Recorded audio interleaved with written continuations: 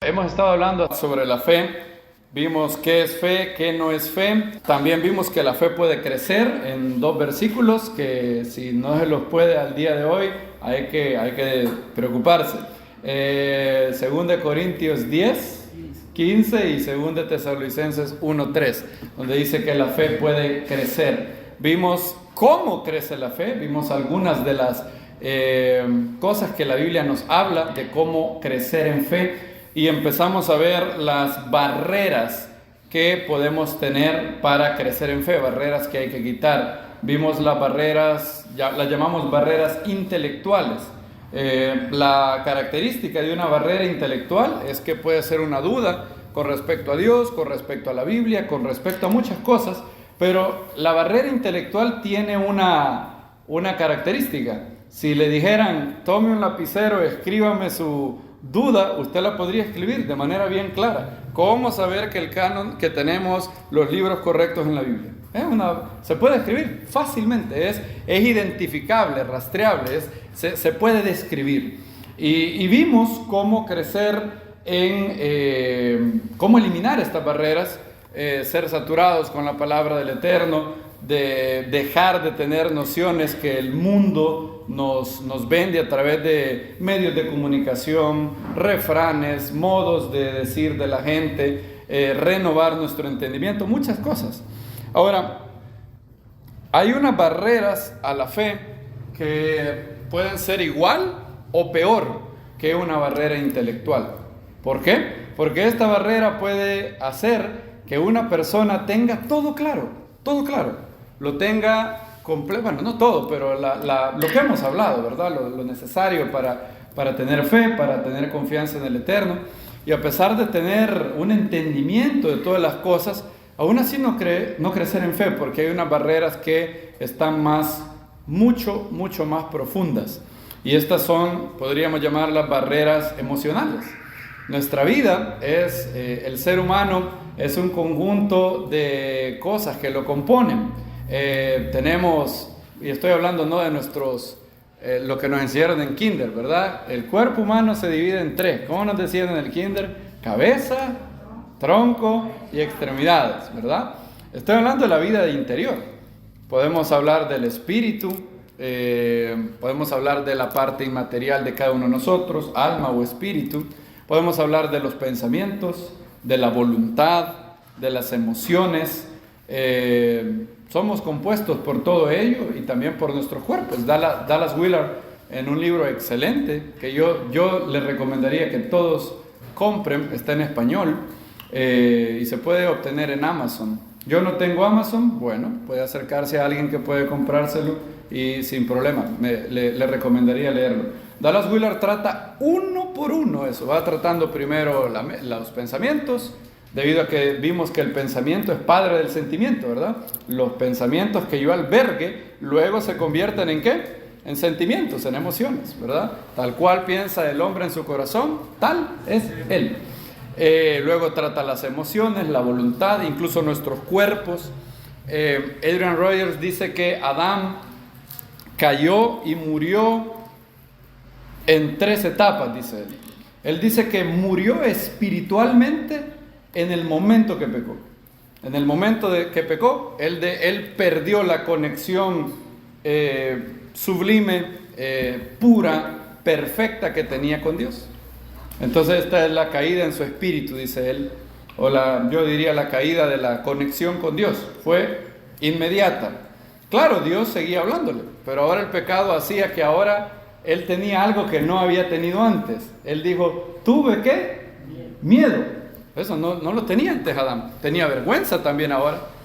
Y Adrian Rogers dice que cayó inmediatamente en su espíritu, luego murió paulatinamente en su alma, en sus emociones, en sus pensamientos, y murió finalmente en su cuerpo. Lo repito, dice Adrian Rogers, Adán murió, hubo una muerte espiritual inmediata. Luego hubo una muerte progresiva de sus emociones, en su alma.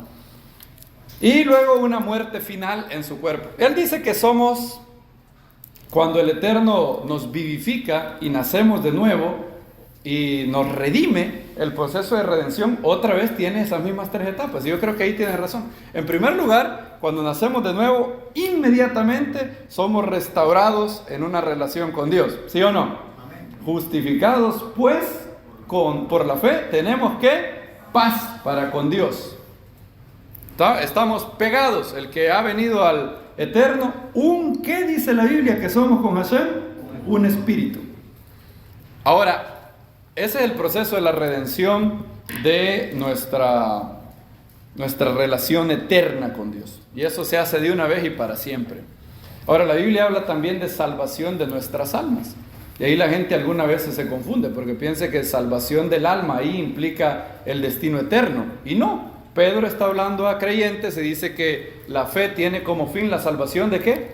De vuestras almas. Pero estas personas ya fueron salvas. ¿Cómo es que va a tener salvación de las almas? Bueno, ahí almas quiere decir la psiquis, la renovación de la persona, nuestras emociones, nuestros pensamientos, todo lo que tiene que ver con nuestra vida existencial hacia Dios, hacia los hermanos. La Biblia le llama esto vestidos del nuevo ¿qué? Hombre. Y eso dura toda la vida.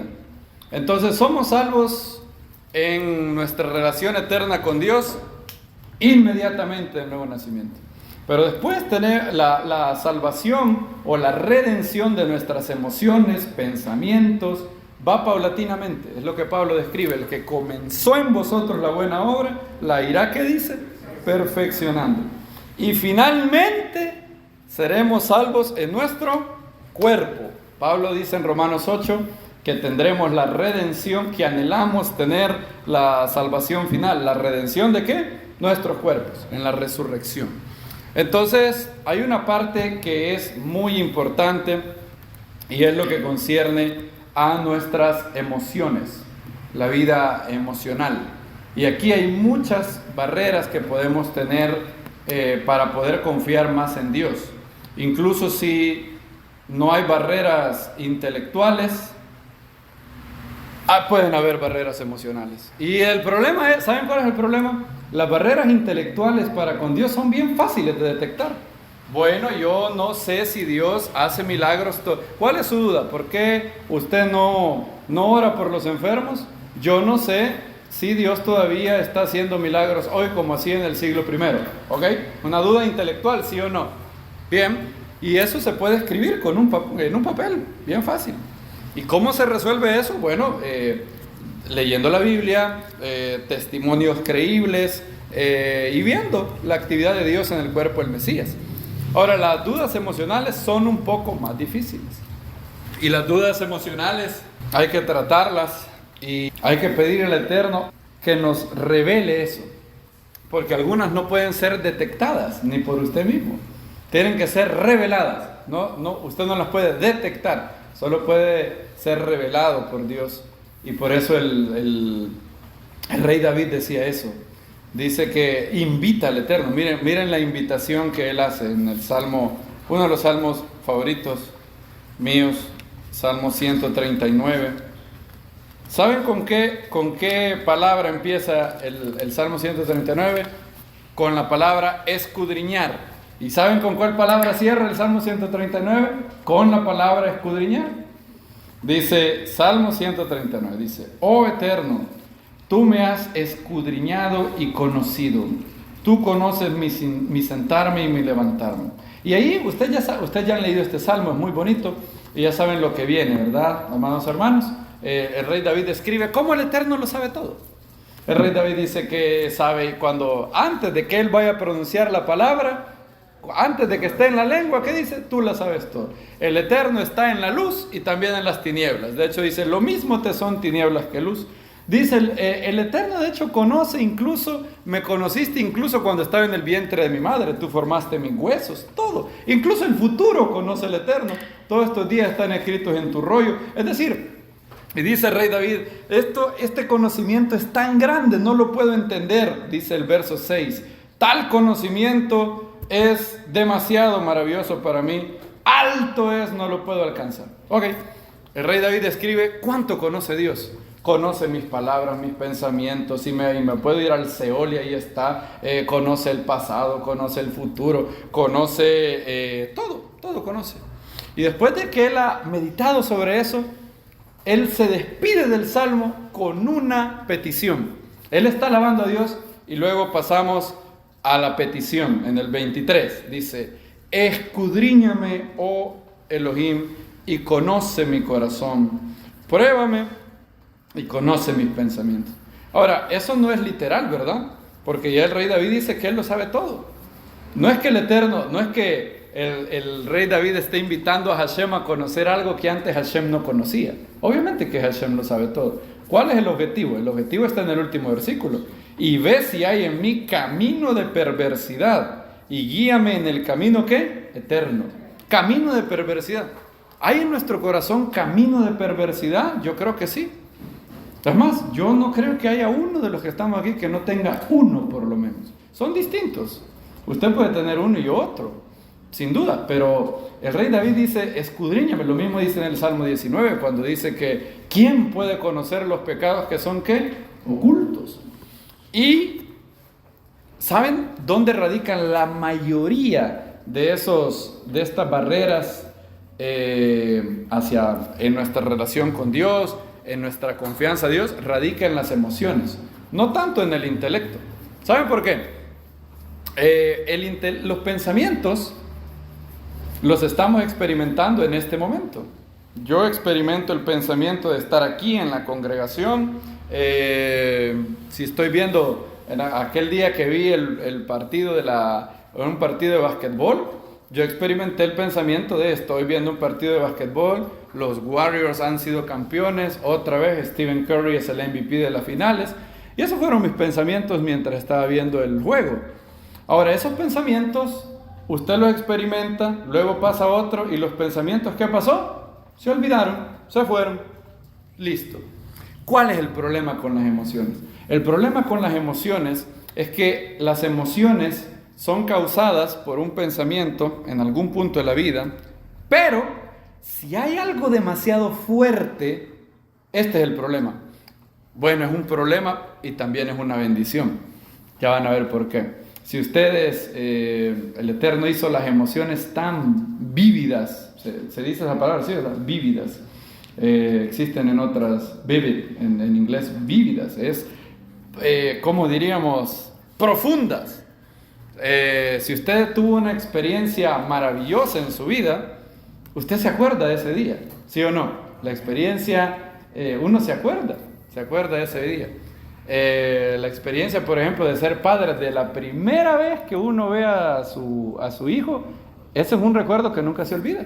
Me acuerdo cuando vi a la Daniela, estaba así chiquita y estornudaba, así, estaba así envueltita. Y el Eterno diseñó las emociones para que fueran profundas, para que quedaran, para que luego nos recordemos de ellas, tengamos un almacén de buenos recuerdos. Ahora, el problema es que esto tiene dos caras con el pecado. Al entrar el pecado en el mundo hay un problema con las emociones. Y aquí el problema. El problema con las emociones es que son causadas, y el problema es que persisten a lo largo del tiempo, incluso cuando el pensamiento y el momento ya pasaron. Ese es el primer problema. El segundo problema es que persisten de manera oculta, incluso sin darnos cuenta. Y por eso han oído los psicólogos que dicen que varias de las cosas que tenemos hoy en nuestra vida tienen que ver con traumas de la niñez. Han oído que los psicólogos dicen eso, ¿verdad? ¿Tienen razón los psicólogos? Bueno, sin duda alguna han exagerado muchas veces, y yo estoy un poco en contra de reducir todo, ¿verdad? Y que todo lo que pasa es, un trauma de la niñez, un trauma, bien fácil. Así hasta yo puedo dar consulta. ¿Qué tiene usted, hermano? Algo de la niñez fue, ¿verdad? Está fácil. Y obviamente eso es, han abusado algunas veces, pero no se equivoquen, tienen algo y mucho de verdad los psicólogos al decir eso. ¿Por qué razón? Porque varias cosas de las que pasaron en nuestra niñez, y ojo, no solamente en la niñez, es aquí donde también hay que añadir algo a los psicólogos. No solamente en nuestra niñez, puede haber sido algo que pasó hace 6 años, ¿Cuántos años tiene usted? ¿Tiene 40 años? Bueno, puede haber sido algo que pasó cuando tenía 30, puede haber sido algo que sucedió cuando tenía 20, y hubo una emoción muy fuerte que dejó en usted una herida y un nuevo patrón de conducta o estado emocional. Y eso puede ser un problema para relacionarnos con Dios. Martín Lutero tenía un padre, por ejemplo, muy áspero. Si mal no recuerdo, era abogado el padre Martín Lutero, no recuerdo ahora. Y Martín Lutero tenía el mismo concepto de Dios. El padre, todos los que estamos aquí somos padres, tenemos que tener algo muy cierto. El hombre tiene una horrible responsabilidad y una muy bonita responsabilidad también. Nosotros decidimos. Nosotros vamos a generar en nuestros niños el concepto que ellos tendrán de Dios. Obviamente, debido a que somos padres mortales deficientes, no seremos perfectos. La idea es que sea lo mejor posible. Y Martín Lutero tenía ese problema. Su papá nunca se podía agradar, era perfeccionista. Siempre, nunca las cosas eran lo suficientemente buenos para ellos. Y hay muchos ejemplos de esto. Les voy a contar, por ejemplo, hay se llama Edith. Edith nació con una hermana gemela. Las dos nacieron. La gemela de ella venía con todos sus órganos buenos, todo bien. Y ella venía con un problema en su esqueleto. No se sabe si se generó porque hubo daño en su esqueleto porque era muy pequeño, no sé. La cosa es que al nacer su hermana murió y ella vivió. Y el problema es que le costó, en la infancia le costó mucho dinero a sus papás. Mucho dinero por el problema del esqueleto. Y en una ocasión, cuando ella creo que tenía 8 años, ella escuchó que su mamá estaba hablando con su papá. Y el papá le dijo a la mamá, yo no puedo entender algo, le dijo. ¿Qué no puedes entender? Y el papá le dijo, no puedo entender por qué la que venía con todos los miembros correctos se murió. Y la que tiene tantos problemas, esa es la que quedó viva. Y ella vio eso. Y obviamente le dolió mucho. Fue un comentario que le hirió mucho. Obviamente ella después llegó a entender que su papá lo había hecho en un momento de frustración y todo eso, pero la marcó por mucho tiempo. Hasta que un día llegó a hablar con un gran creyente, Ed Piorek, que tiene el ministerio de consejería y de liberación o sanidad emocional. Y él la llevó por la Biblia hasta llegar al punto donde invitó a Dios a sanar la herida que había en su alma y también a perdonar a su papá. Pero por mucho tiempo, ella, sin darse cuenta, no podía tener apego con Dios. Había algo que ella quería confiar en Dios, pero algo bloqueaba. ¿Han tenido ustedes eso? Yo lo he tenido. La idea de querer acercarme a Dios, pero pareciera que hay una barrera. Pareciera que como que hay algo que no permite que salga, que fluya, que sea íntima la relación con Dios. También un señor llamado George se convirtió, pero a la hora de orar por la gente, cuando le decían, hermano George, ¿puede orar usted? Se bloqueaba, no le salía ninguna palabra. Se empezaba a sudar helado y todo, y se bloqueaba a la hora de orar por alguien. Él llegó a desarrollar un problema en la espalda y era horrible. 12 años pasó con ese problema en la espalda y tuvieron que hacerle 5 cirugías al pobre hermano. Un día alguien le dijo, voy a orar por usted, me permite que ponga mis manos sobre usted. Y dijo, bueno, ¿qué tengo que perder? 5 cirugías, 12 años de sufrimiento, ¿qué puedo perder? Un hermano puso las manos sobre él y él fue sanado totalmente. Baruch Hashem. Lo que 5 cirugías no habían podido hacer, el Eterno lo hizo en un minuto. Y bueno, él estaba muy contento. Y un día él se puso a pensar, ¿por qué es que yo tengo esto? ¿Por qué yo no puedo orar? Porque ahora él había recibido un milagro. Debería de salirle más fácil la oración por otros en público, pero tenía algo que no lo dejaba. Y el Espíritu Santo, recuérdense, uno de los ministerios del Espíritu Santo es el de recordar cosas que hemos olvidado, pero que deberíamos recordar para ser libres de ellas. Yeshua dijo, Él os recordará todas las cosas. Miren lo que dice Juan 14:26, pero el Paracleto, el Espíritu de verdad. Miren, Yeshua menciona, creo que eran 4, no me recuerdo, los ministerios del Espíritu Santo que Yeshua mencionó en el discurso de la última Pesach. Uno era guiar en toda verdad, enseñar todas las cosas, gracias, convencer al mundo de pecado, de juicio y de justicia. 4 ministerios mencionó, no sé si más, pero yo me acuerdo de 4: convencer, guiar, enseñar y el último, recordar. ¿Por qué necesitamos que el Espíritu Santo nos recuerde? Miren lo que dice. Tenemos Juan 14:26. Pero el Paracleto, el Espíritu Santo, a quien el Padre enviará a mi nombre, Él os enseñará todas las cosas y os recordará todo lo que os dije. Los apóstoles iban a tener necesidad de recordar algo que Yeshua había dicho, pero se les había borrado. Cuando Él entró en la entrada triunfal en Jerusalén, en un pollino, dice la Biblia que sus discípulos no entendieron eso. Pero cuando resucitó de entre los muertos, entonces fue que entendieron todas estas cosas. Ese es el ministerio de recordar. Miren lo que dice 12:16, Juan 12:16. ¿Lo tienen? Al principio sus discípulos no entendieron esto. Pero cuando Yeshua fue glorificado, ¿qué dice? Entonces recordaron que estas cosas estaban escritas acerca de Él y que se las hicieron.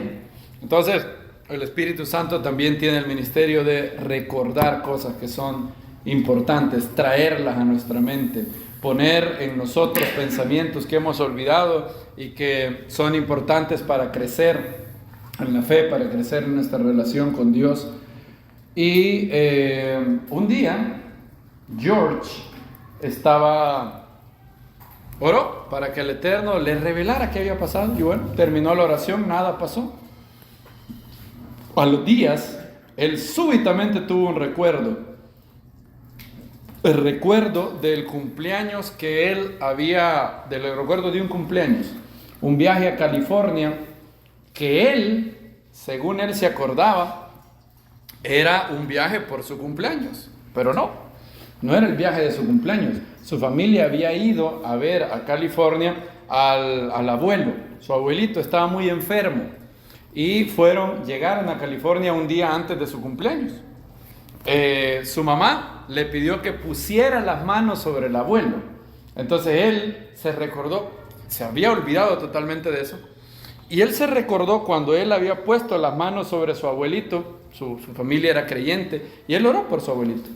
Al día siguiente, que era su cumpleaños, su abuelito murió.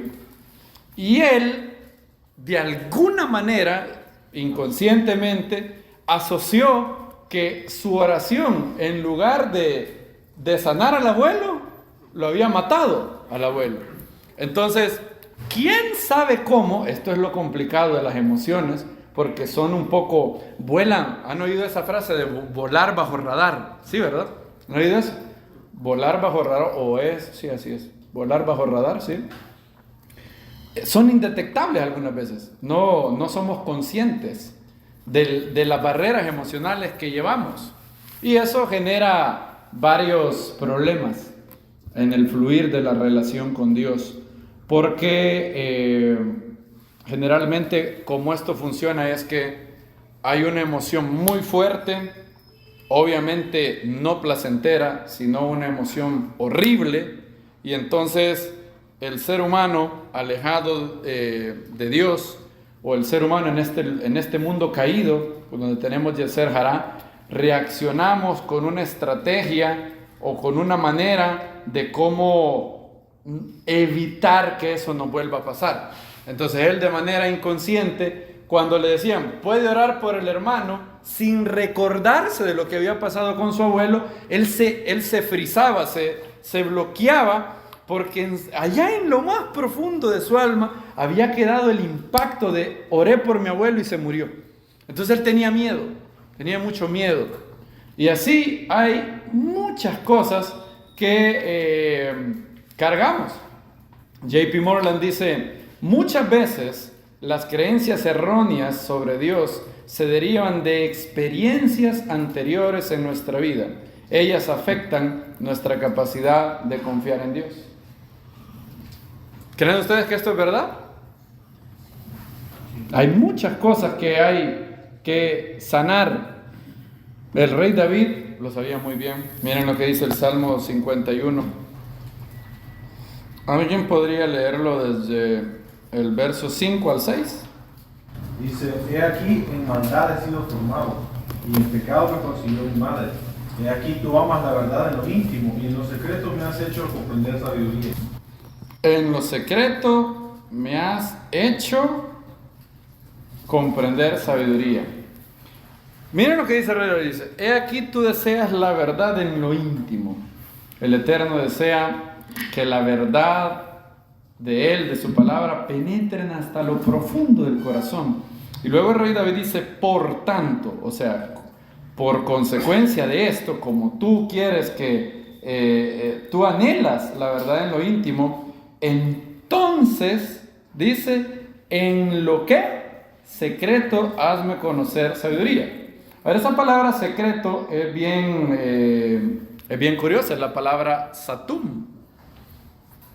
Y un poco curiosa. ¿Saben qué es satum? Se puede traducir como secreto, pero no exactamente, ¿sí? Casi. Es la palabra que aparece en Génesis 26. De hecho, la mayoría de veces aparece, no aparece mucho en la Biblia, pero la mayoría de veces tiene que ver con lo que vamos a leer. Génesis 26, 18. Aparece aquí, aparece en Reyes, aparece en Crónicas y tiene el mismo significado. Génesis 25, 18 dice, luego Isaac volvió a abrir los pozos de agua que habían cavado en los días de su padre Abraham y que los filisteos habían, ¿qué dice ahí? Cegado después de la muerte de Abraham. Segundo libro de Reyes, ahí es la palabra esta, satum, cegado. Ojo, miren lo que, no se pierdan lo que el rey David hace. Él menciona una palabra que tiene que ver con una fuente de aguas que la gente tapa. ¿Vieron eso? Y así se usa la palabra satum en la Biblia. Miren ahora el segundo libro de Reyes. Segundo libro de Reyes, si mal no recuerdo, 3. Sí, 3:19. Cuando lo tengan me dicen amén. ¿Alguien puede leerlo, por favor? Conquistaréis cada ciudad fortificada y cada ciudad escogida, y talaréis todo árbol bueno, y cegaréis toda fuente de agua, y contristaréis con piedras en tierra fértil. Cegaréis, ¿qué dice? Toda fuente de agua. Es la misma palabra cegar. Miren, segundo libro de Crónicas 32, del 3 al 4. Y también el verso 30. Segundo libro de Crónicas 32. También se menciona luego en Nehemías. Y vayan viendo, de hecho, la Torá, los profetas y los escritos, cómo utilizan esta palabra, satum. Este es Ezequías, tiene un problema. Sennacherib viene contra él y no le quiere dar agua a Sennacherib. Él quiere hacer un proyecto para que Sennacherib no tenga mucha agua, y todo lo contrario, que el agua la tengan ellos. Entonces va a ser un proyecto, hasta el día de hoy está ese túnel de Ezequías. Si ustedes van a Israel, ustedes pueden verlo, lo que Ezequías hizo aquí. No se había descubierto hasta hace poco. Miren lo que dice 32:3.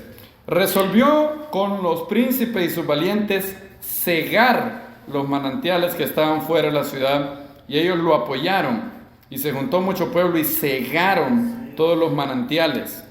También verso 30, este mismo Ezequías fue quien contuvo, oiga, quien contuvo el manantial superior de las aguas del Gihón, desviándolas por abajo. Hasta el día de hoy usted puede ir a Jerusalén y ver eso. Es una obra de arquitectura que la gente no se explica cómo Ezequías hizo eso. Ahorita, para ingenieros sería todo un reto hacer lo que hizo Ezequías. Usted puede ir a Jerusalén y ver lo que Ezequías hizo. Por abajo hasta el occidente de la ciudad de David, y Ezequías prosperó. ¿Qué significa Satum? Cegar, cubrir, tapar, contener. En otras palabras, hay cosas en nuestra alma, fuentes de agua en nuestra alma, que nosotros hemos decidido tapar para que nadie accese a esas partes. Pero el rey David se da cuenta de algo, que hay manantiales en él que él ha tapado, en su caso por su pecado. Y ahí es donde él quiere que llegue. ¿Se dan cuenta? El rey David quiere que Hashem llegue hasta lo más profundo. El rey David invita, supongan que este es el pozo de las aguas de David. El David invita a que el Eterno haga esto. Quita la tapa. Y que le quite todas las tapas a los pozos de su corazón. Queremos invitar al Eterno a que haga eso. ¿Seguros? Porque puede que no nos guste. Puede ser que no nos guste. Pero sí digan amén, no hay problema. Yo solo les estoy diciendo que si están seguros, pero sí, es bueno lo que ustedes dicen. Hay 4 cosas quizás que podemos mencionar como barreras emocionales para tener más fe en Dios. Y podríamos terminar la prédica aquí. Hay más, pero señalemos 4.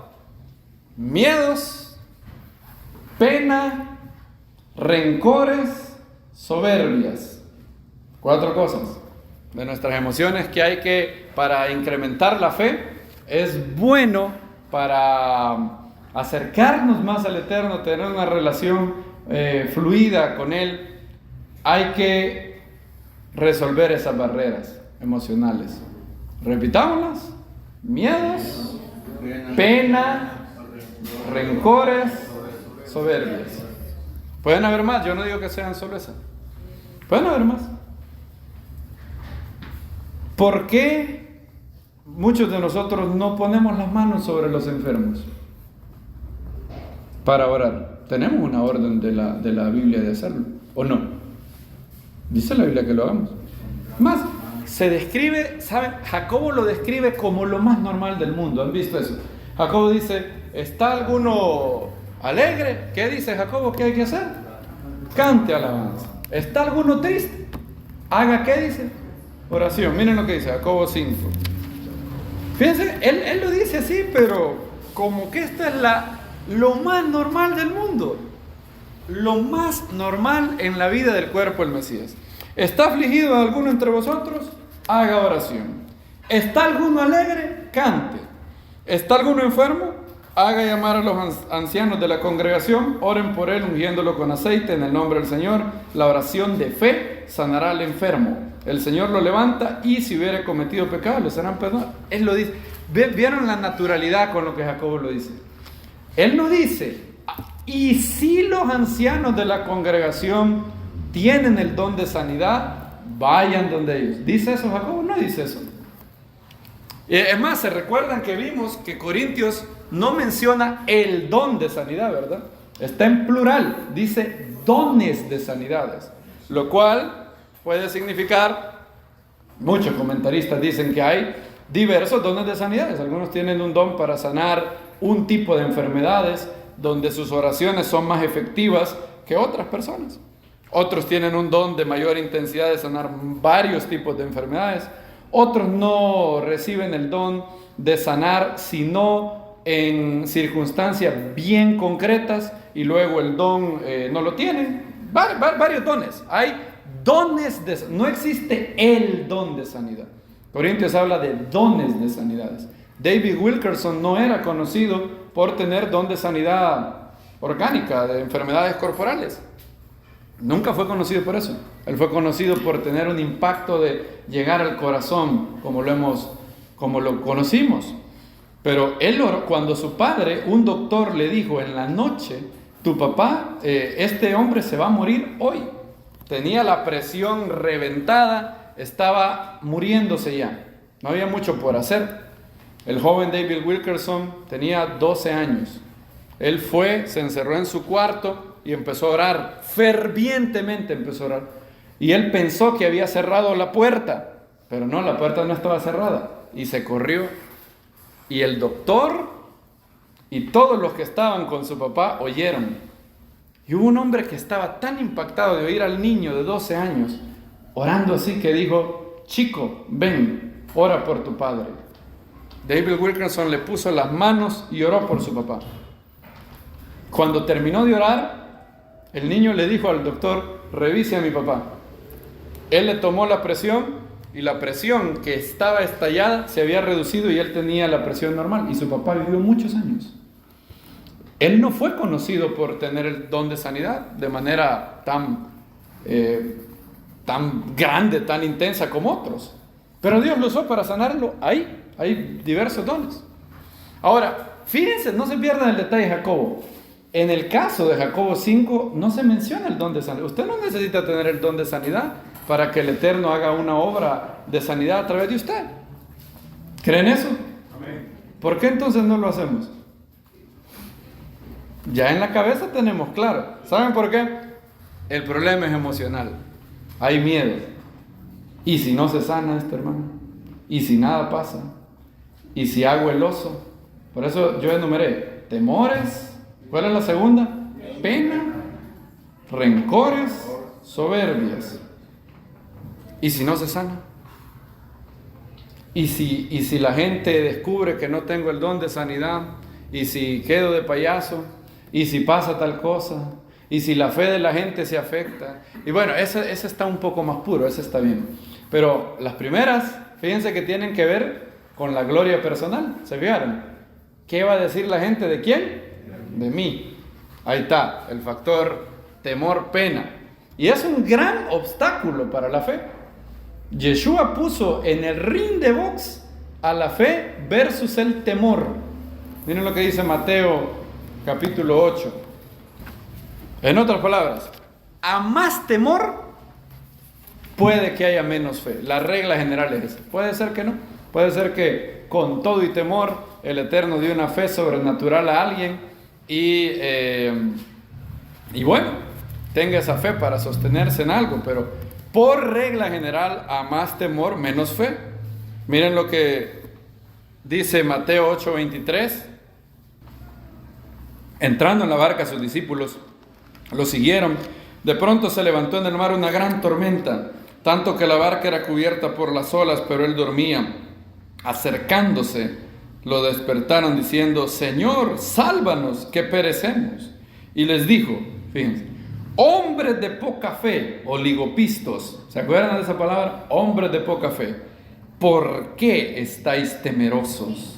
Fíjense, ¿cuál era la barrera a su fe? El temor. Hombres de poca fe, ¿por qué tenéis miedo? Y una y otra vez. ¿Saben cuál fue el mandamiento que Yeshua más repitió en todos los evangelios? No temas. Entonces, si usted va de Mateo a Juan, el mandamiento que se repite más veces en los evangelios es no temas. No temas. Y el temor es el primer obstáculo para la fe. Es más, véanlo en Adán. Las dos cosas que Adán experimentó al no más pecar fueron las dos primeras que yo les he dicho. Temor y ¿qué? Vergüenza y pena. Tuve miedo porque estaba desnudo y ¿qué? Y me escondí. ¿Adán salió a buscar al Eterno o se escondió? Se escondió. Se escondió. ¿Saben también que la palabra satum quiere decir eso? Esconderse. Ezequiel y Daniel utilizan la palabra satum para esconderse. Bien curioso.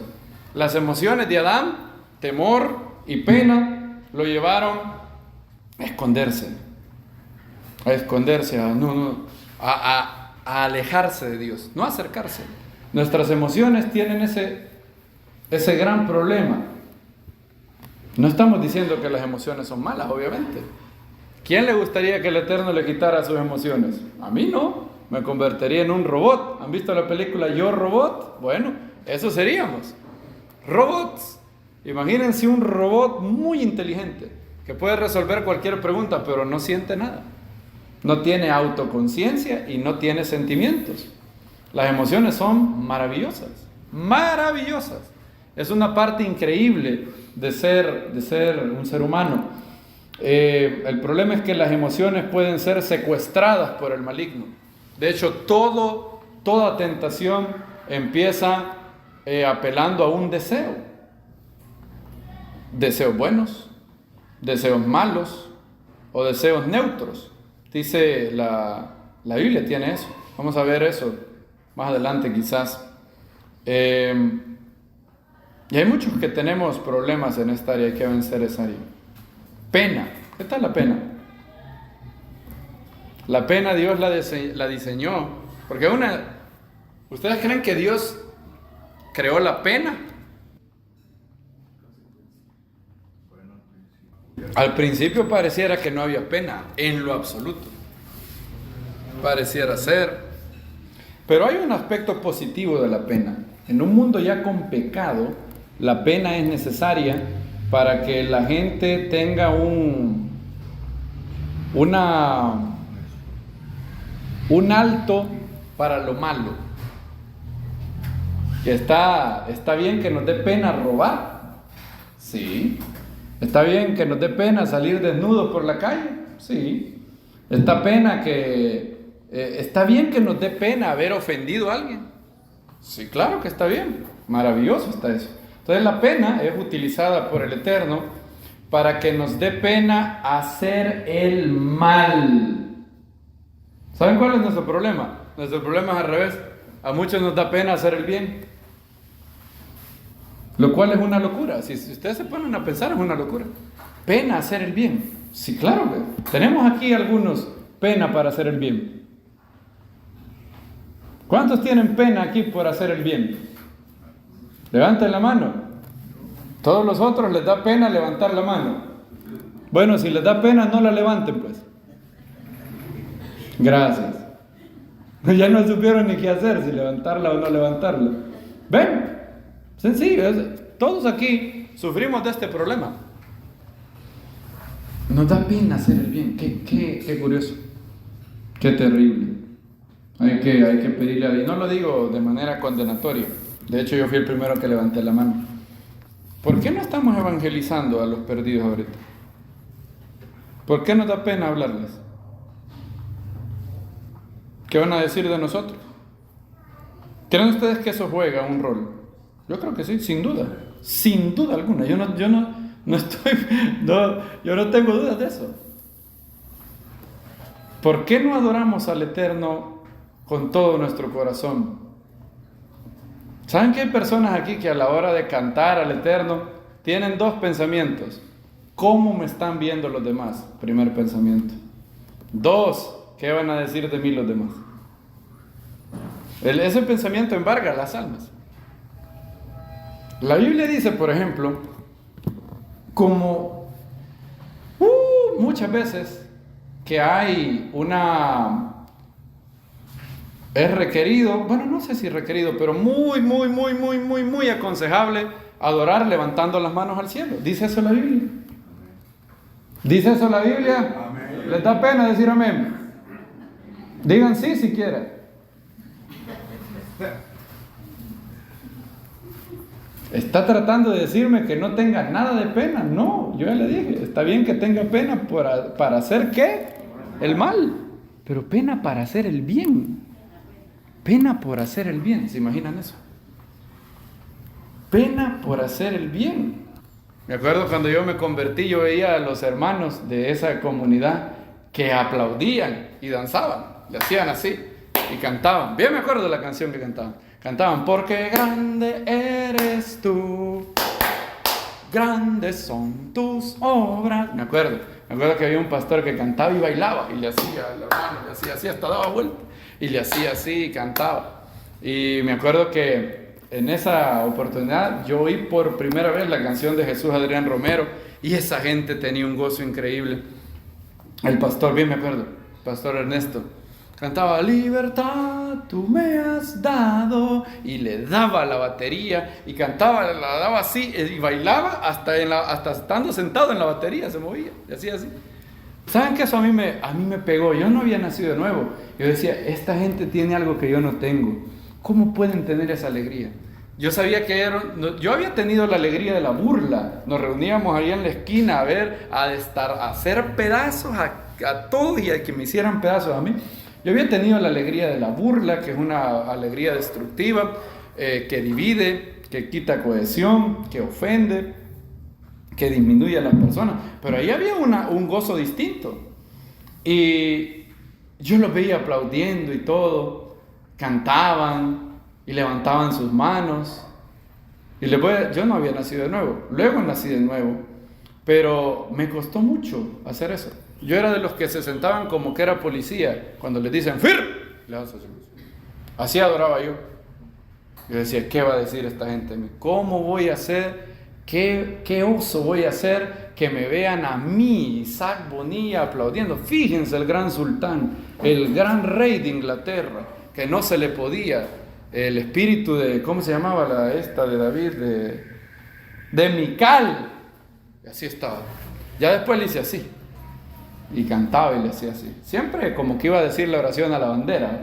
Estaba así, antes muerto que sencillo, como dicen, ¿verdad? Qué tonto uno. ¿Cómo es uno tonto? Billy Graham tenía un sermón que se llamaba ¿De quién eres tonto? Whose fool are you? Se llamaba en inglés. Whose fool are you? Se puede traducir también como ¿por quién eres tonto? O ¿por quién pareces tonto? ¿Saben ustedes que casi cualquier cosa que hagamos va a ser considerada digno de burla por algún grupo? Por ejemplo, vamos a cantar. Y aquí usted tiene las siguientes opciones, 2 de hecho. Usted puede decir, no hombre, estos hermanos que cantan y elevan la voz y qué nombre, qué pena, ¿qué van a decir de mí? Bueno, hay la probabilidad de que algún hermano le haga burla. Existe esa probabilidad. Ahora, si usted se queda como que es piedra, los ángeles, Dios y todo el cuerpo, todo creyente espiritual no tendría la aprobación. O sea, siempre no vamos a tener la aprobación de alguien. ¿Ya se dieron cuenta de eso? Si yo no canto y me quedo como que soy piedra, así como quedado así,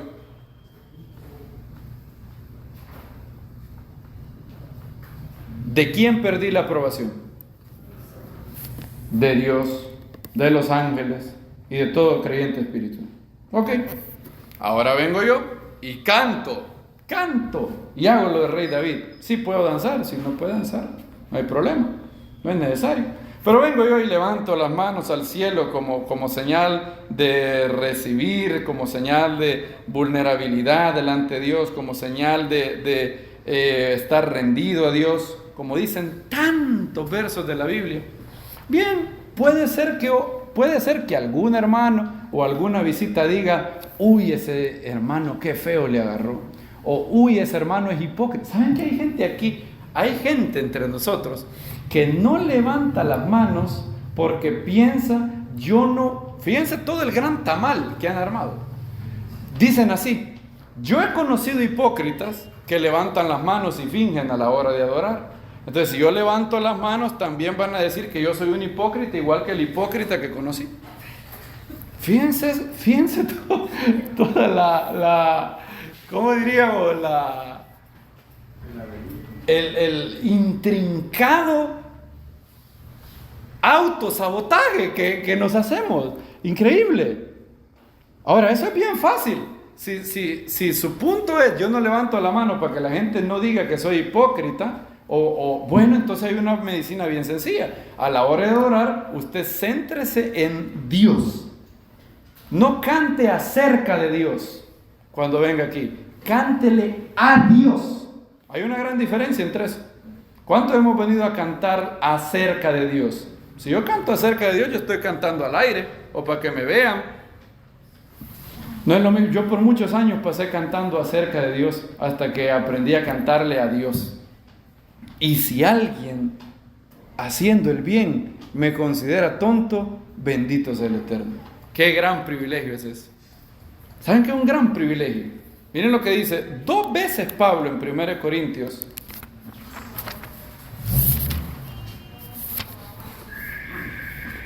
Dos veces Pablo utiliza esta frase.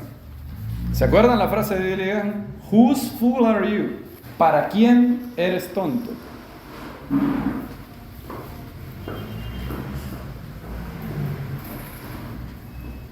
¿Tonto por el Mesías o tonto por el maligno?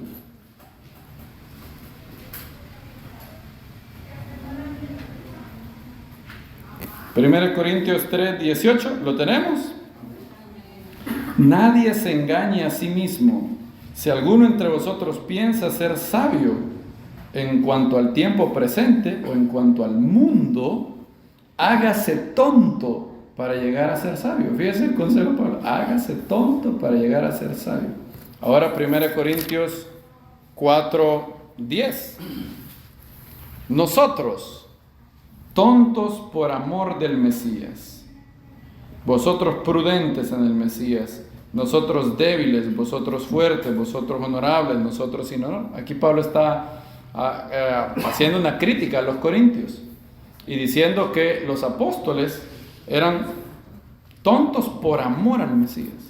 ¿Qué es ser tonto por amor al Mesías? Ahora, quiero prevenirlos de algo que no estoy diciendo. No hay que buscar ser tonto. Eso no es lo que estoy diciendo. No es que el hermano Isaac me dijo que yo tengo que parecer tonto. Me voy a traer la ropa más horrible que hay, voy a venir en harapos. Pablo de hecho menciona después el harapo. No, el fin que perseguimos, el objetivo no es ser tonto. Miren que Pablo no dice tontos por amor a ser tonto. No dice Pablo eso. Yo no soy tonto en aras de ser tonto. Lo que Pablo dice es tonto por amor ¿a quién? Al Mesías. ¿Tontos por amor a quién? ¿Qué significa tonto por amor al Mesías? Significa, el objetivo no es ser tonto, el objetivo no es parecer tonto, el objetivo es hacer la voluntad de Dios. Y si alguien considera que eso es una tontería, allá él. Yo estoy dispuesto a que la gente piense que yo soy tonto por amor a Dios. Es más, todos los que estamos aquí tienen que saber que todos somos ya, o sea, ni siquiera, olvídense que eso va a llegar, ya. Todo el mundo no creyente lo considera un tonto por estar aquí y no estar ganando dinero. ¿Sí saben eso, verdad?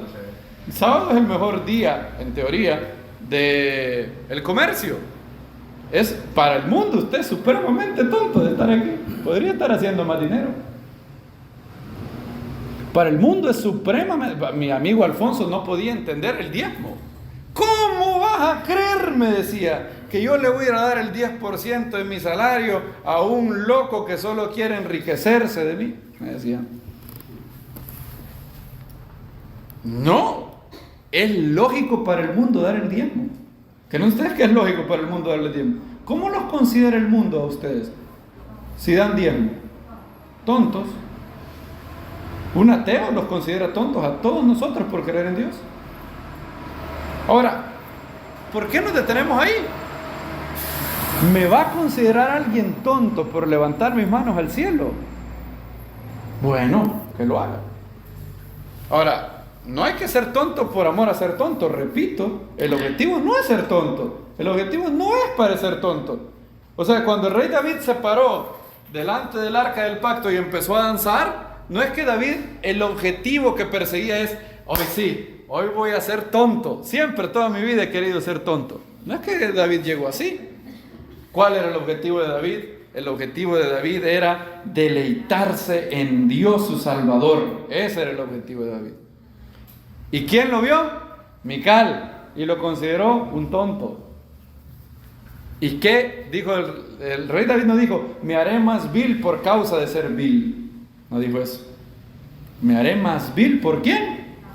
Por causa del Eterno. ¿Qué significa hacerte más vil por causa del Eterno? Yo voy a servir a Dios. Y si alguien piensa que soy tonto, que soy menospreciable, Baruch Hashem, dijo Yeshua, bienaventurados seréis ustedes cuando la gente hable mal de vosotros mintiendo.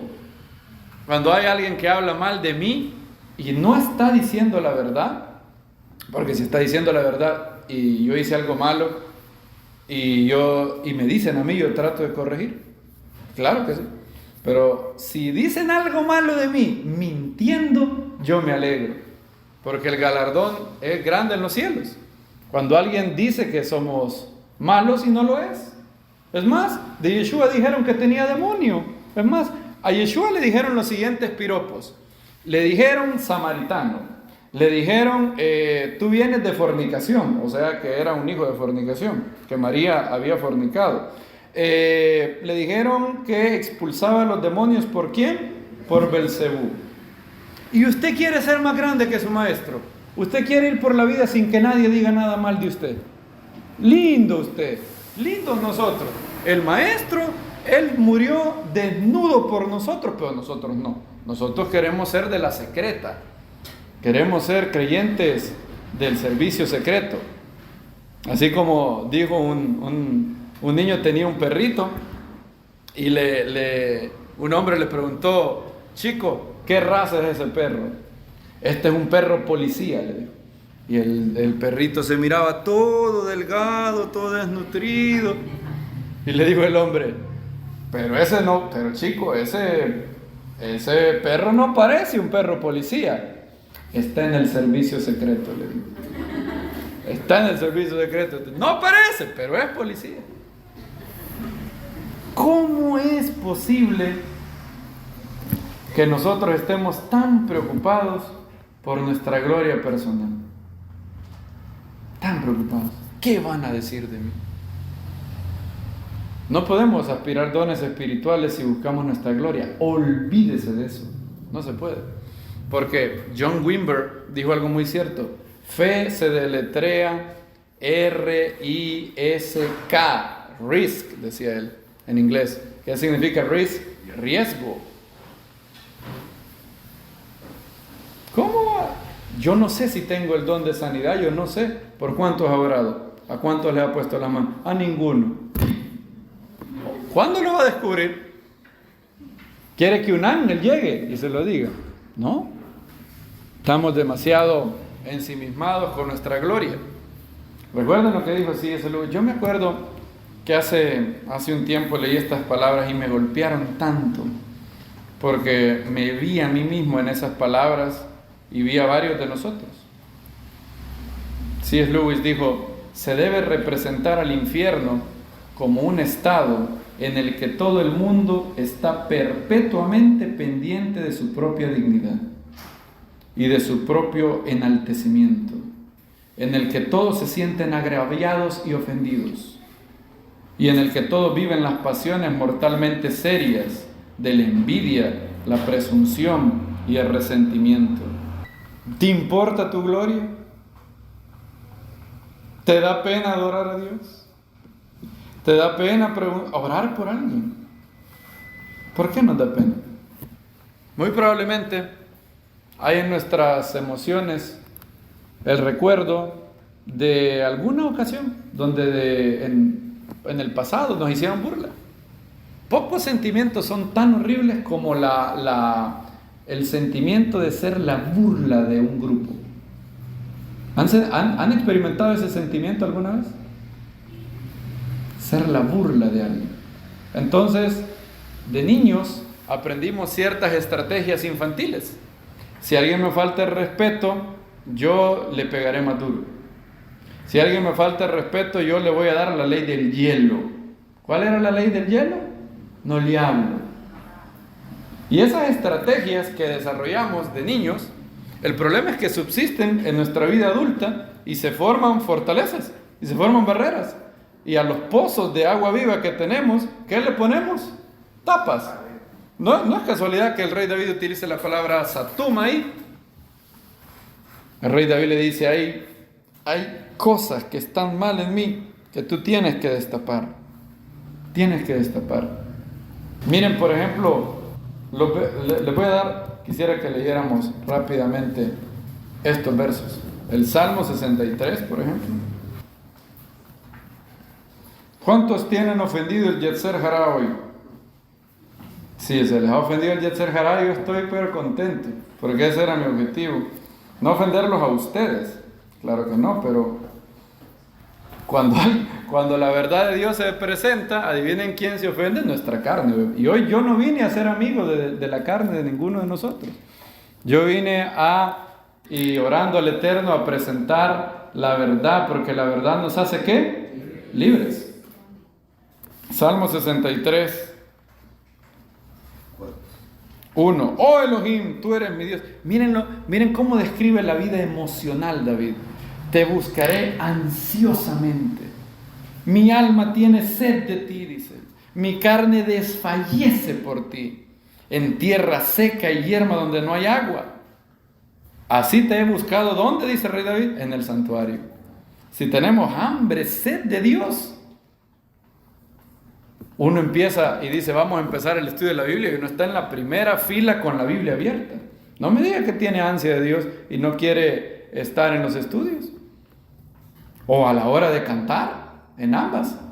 Dice, así te he buscado en el santuario para ver tu ¿qué? Tu poder y tu gloria. Pues tu misericordia es mejor que la vida. Mis labios te alabarán. Te bendeciré mientras viva. Acuérdense que acaba de mencionar el santuario. En tu nombre alzaré, ¿qué dice? Mis palmas.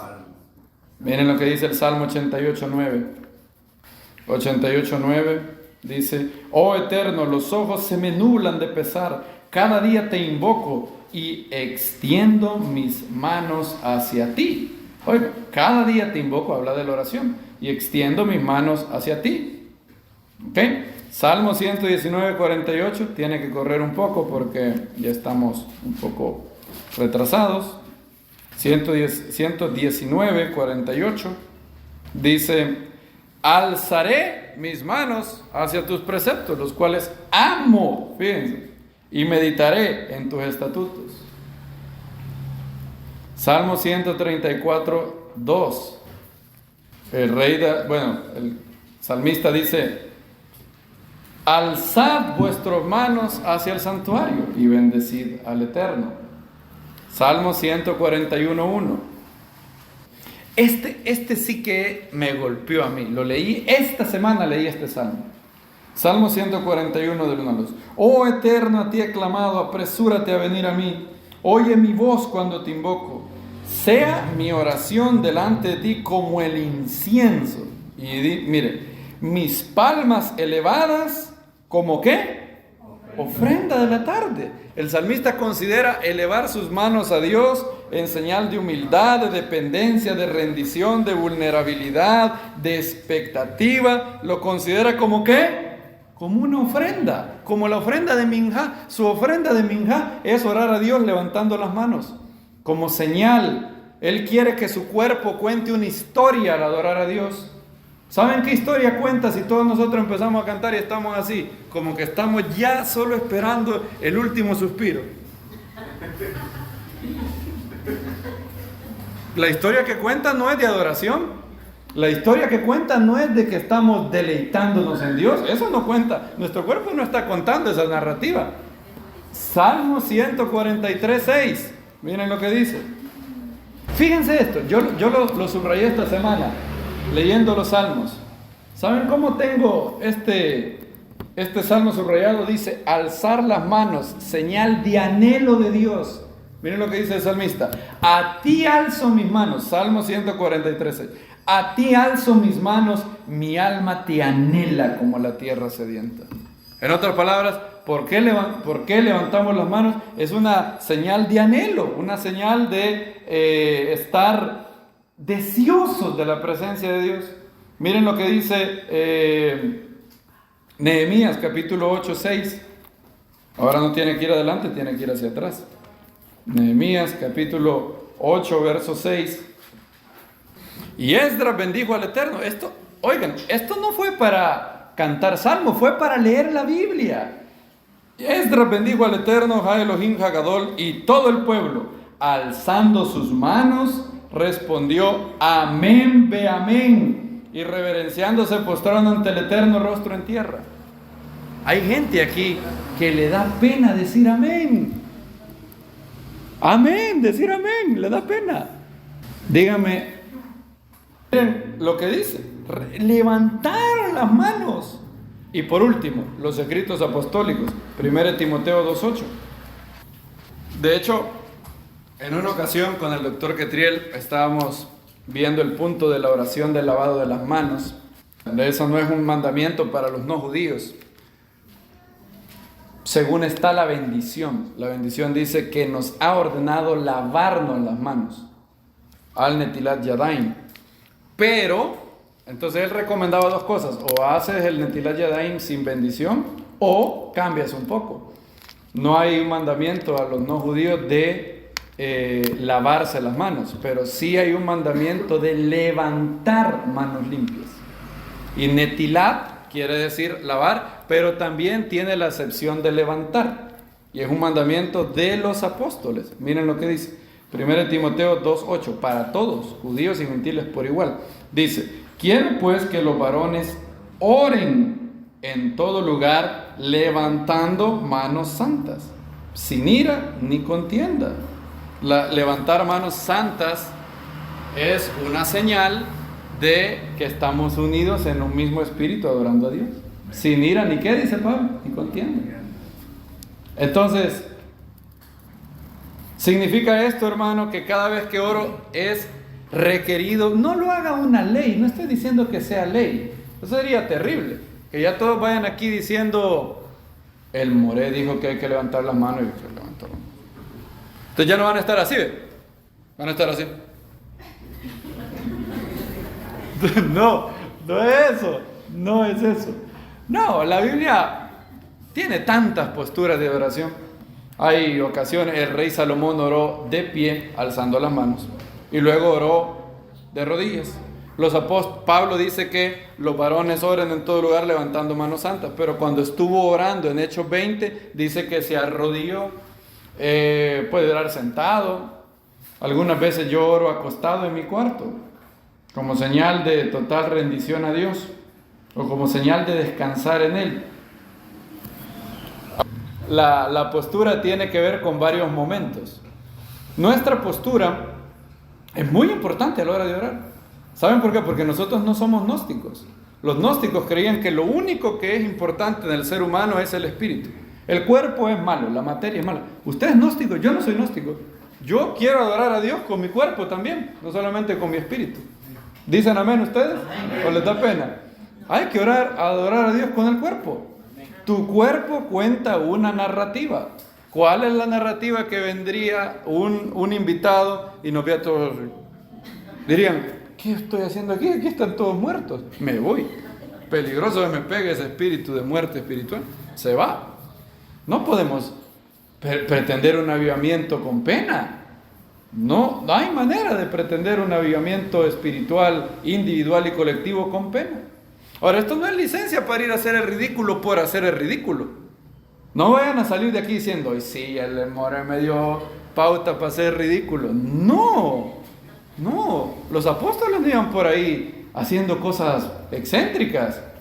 Los apóstoles obedecían a Dios por amor, y si todo el mundo quiere pensar que yo estoy loco, que lo piensen. ¿Qué dijeron de ellos en Tesalónica, si no me recuerdo? Los que trastornan al mundo han venido acá. Noten que eso no es un cumplido necesariamente. ¿Trastornar es algo positivo o negativo? Negativo. De hecho, Pablo dijo: ¿cuándo cesarás? Le dijo al mago Elimas, o Elimas, no me acuerdo cómo se pronuncia, pero ese era un mago judío, un judío que practicaba magia.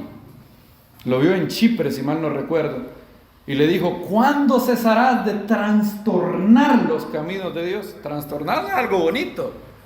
Y ellos iban por el mundo predicando, ¿y qué decía la gente de ellos? Esto es trastorno del mundo. La gente decía que estaban locos. Pablo decía: yo hago la voluntad de Dios, y si la gente piensa que estoy loco, yo soy un loco por amor al Mesías. ¿Saben qué? Los locos por amor al Mesías son los cuerdos delante de Dios. Los locos por amor al mundo y a su propia dignidad son los locos delante de Dios. Por eso Billy Graham decía, ¿para quién eres tonto? ¿Para quién eres loco? Lo voy a volver a decir. Los locos por amor a Dios son los cuerdos delante de Dios. Los cuerdos por amor a ellos mismos son los locos delante de Dios. Imagínense Dios. Si el Mesías se le apareciera a usted, hay un momento de alabanza y usted está así. ¿Usted qué cree que haría el Mesías si lo viera? Si el Mesías baja aquí, no le... ¿En serio qué creen que le diría? ¡Bravo! Siempre digno, ¿verdad? Como Máximo, firmes y dignos. Muy bien. ¿Ustedes creen que el Mesías les diría eso? Entonces, ustedes que están siendo dignos por amor a sí mismos, el Mesías, ¿cómo lo considerara esa búsqueda de la dignidad? Locura. Ahora, ¿cómo creen que consideró? Preguntemos las dos opciones. El rey David danzaba con toda su fuerza. Entrevistemos a dos personas. Mical, David, ¿cuerdo o loco? ¿Qué me dice Mical? Loco. Hashem, David, ¿cuerdo o loco? No solamente cuerdo, el hombre conforme a mi corazón, el hombre que se deleita en mí, y como él se deleita en mí, yo le echo. ¿Saben cuál fue la promesa que le hizo Hashem a David? Le dijo, yo cumpliré los deseos de tu corazón. ¿Saben por qué? Porque él cumplió la primera parte del Salmo. Deleítate en el Eterno. ¿Y él qué dice? Cumplirá los deseos de tu corazón. Nosotros queremos la segunda parte del versículo. Yo me acuerdo que hasta a la hora de hacer minjá, ¿se acuerdan que lo habíamos convertido en un saludo, un deseo? Dígale a su hermano que el Eterno te dé, ¿qué? Las peticiones de tu corazón. Ahora, eso es un consejo, el peor consejo del mundo. ¿Por qué? ¿Y qué tal si yo deseo algo malo? ¿Y qué tal si lo que estoy deseando es egoísta? Dice la Biblia que el viejo hombre está viciado por los deseos egoístas.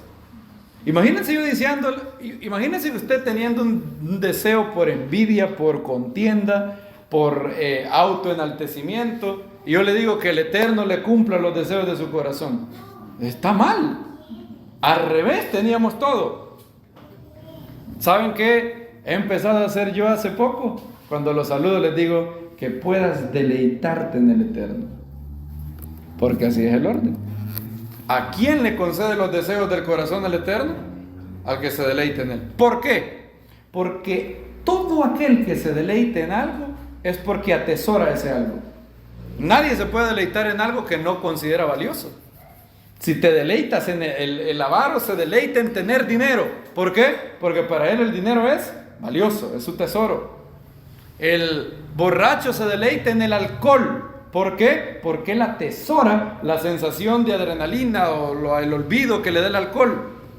Donde está tu tesoro, ahí estará tu corazón. ¿Por qué el Eterno le da los deseos de su corazón al que se deleita en él? Si tú te estás deleitando en el Eterno, es porque tú encuentras la voluntad de Dios lo más maravilloso del mundo. Tú deseas hacer la voluntad de Dios. Y entonces, como tus deseos, cuando tú te deleitas en él, tus deseos se ponen en línea con la palabra de Dios. Dios no tiene ninguna objeción para darte tus deseos. Si retrajeras tu pie en el Shabbat para no buscar tus propios deseos, no andar en tus caminos, entonces te deleitarás en el Eterno. No dice así el profeta Isaías. Entonces te deleitarás en el Eterno. ¿Y qué sigue después? Entonces yo te daré, ¿qué? La herencia de ¿quién? De tu padre Jacob. Ah, claro, es bien lindo querer la herencia de Jacob, pero sin deleitarme en el Eterno y sin estar en el Shabbat. Pero no va así el orden. Si dejas atrás tus deseos egoístas, no todos, hay deseos buenos, deseos malos y deseos neutros. Pero ahí está hablando de los deseos prohibidos, que no deben estar en un Shabbat. entonces te deleitarás en el Eterno. Mi oración es que esta congregación y todo el cuerpo del Mesías aprenda a deleitarse en el Eterno de manera sana, de manera conforme a su voluntad, y que mueran todas las penas y miedos. Busqué al Eterno y Él me oyó y me libró de todos mis temores. Todos mis temores. Padre, gracias por esta hora. Gracias por hablar a nuestra vida. Padre, quita toda pena de mis hermanos, toda pena por hacer el bien. Queremos tener temor de Dios, temor de pecar, temor de fallarte, pero ningún otro temor, ningún otro. Porque el temor a no tener la provisión suficiente nos va a hacer tener falta de fe. El temor de lo que se diga de mí va a desviarme. La pena de lo que los otros dirán pondrá un lazo al poder de tu Espíritu y a lo que tú quieres hacer con cada uno de nosotros. Padre, queremos delante de ti decir lo mismo que dijo el rey David: he aquí tú amas la verdad en lo íntimo, por tanto, en los pozos tapados de nuestro corazón, haznos conocer sabiduría. Llega hasta cosas que no hemos tenido en cuenta, cosas olvidadas. Haz que tu Espíritu traiga a memoria las cosas, no para dolor, sino para sanidad, para poder sanar heridas que ahora impiden el fluir de tu Espíritu, y que los ríos de agua viva desborden por todos nuestros corazones. Te pedimos que quites toda pena, penas que son absurdas, penas por hacer algo bueno. Haz que mueran completamente todas esas penas. Derriba cualquier barrera emocional que mis hermanos tengan, que sean saturados con tu Espíritu, que puedan deleitarse en ti. Queremos, Padre, ser el cuerpo, el Mesías que se deleite en ti, que encontramos delicia en adorarte, en cumplir tu voluntad, que encontramos delicia al leer tu palabra, al tener revelación de ti, y que tenemos lo que dijo el rey David: oh Dios, mi alma te anhela, tengo sed de ti, mi carne desfallece.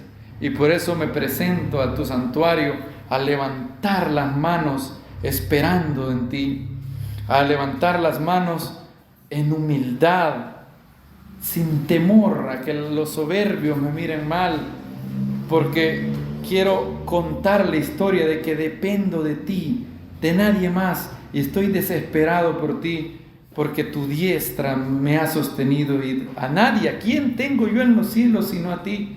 Y fuera de ti nada deseo en esta tierra, contrario a tu voluntad, no deseo nada en esta tierra. Haz que cada uno de nosotros podamos tener ferviente oración. Amén. Que podamos adorar en el Espíritu, orar en el Espíritu, que podamos abundar en salmos, en cánticos espirituales, que podamos, Padre, adorarte, que no hayan, vence toda inhibición que el enemigo ha estado utilizando para atar la cercanía, para evitar la cercanía de mis hermanos contigo. Te pedimos, Padre, que sean echadas fuera y que esas barreras sucumban en este momento en el nombre de Yeshua. Te pedimos, Padre, que tu Espíritu libere a cada uno de los que aquí necesitamos liberación de las emociones, sanidad emocional, que no tengamos ningún temor más allá del temor a ti, temor a pecar, temor a dañar a mi hermano, temor a pecar contra ti, todos los otros temores que puedan ser echados fuera. Te pedimos, Padre, que podamos crecer en fe para la gloria de tu nombre y para poder hacer proezas en ti, para la gloria de tu nombre. Gracias, Señor, en el nombre de Yeshua, nuestro Mesías. Amén, ve amén.